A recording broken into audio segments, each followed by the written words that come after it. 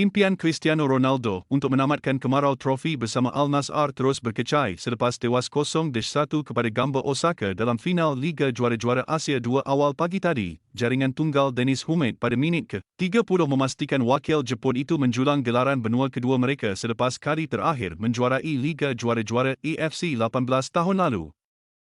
Kekalahan itu menyaksikan Ronaldo masih belum berjaya meraih trofi utama sejak menyertai Al Nassr pada 2023 selepas meninggalkan Manchester United. Walaupun Al Nassr mendominasi sebahagian besar permainan di Al-Awal Park, mereka gagal menembusi aksi cemerlang penjaga gol muda Gamba, Rui Araki.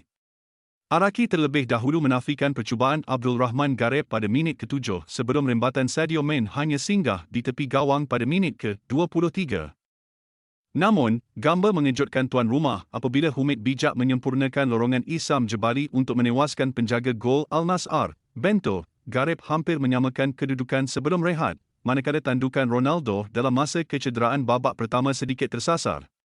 Kekecewaan Al Nassr berterusan apabila rembatan jarak jauh Joao Felix terkena tiang pada minit ke-77.